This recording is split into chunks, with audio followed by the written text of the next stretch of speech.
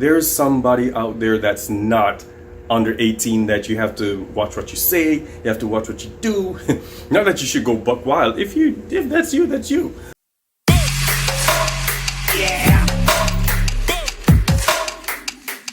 And welcome back to the Angry Teacher channel. This is Richard Williams, the Angry Teacher. If it's your first time here, welcome to the family. Hit the subscribe button so you can be part of the group.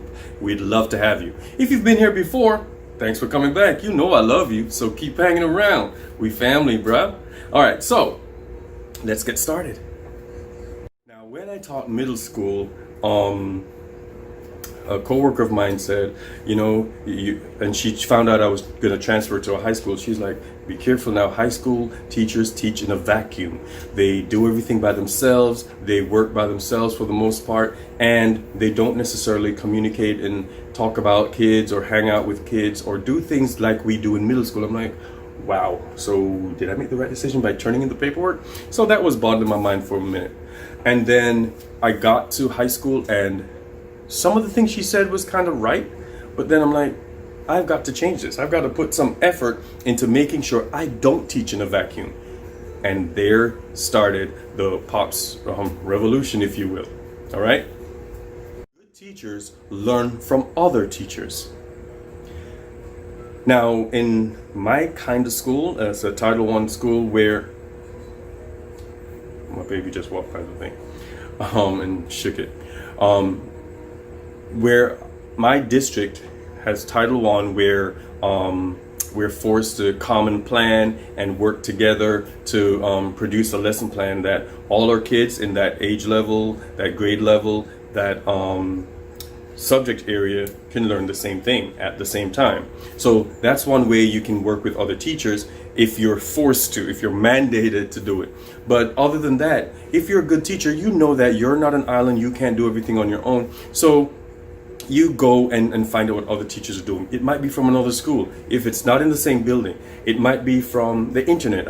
Every summer I look and see what other schools have assigned, what other teachers are doing. I check out teacher YouTube channels, and I figure out, okay, I can use this for my kids. That won't work, so I'll tweak stuff, I'll move stuff around. I learn from other teachers because that's why we're here. We're a community. One of my professors, undergrad, she said, teachers borrow, steal, and something else. There are 3 things teachers do, and I know I do.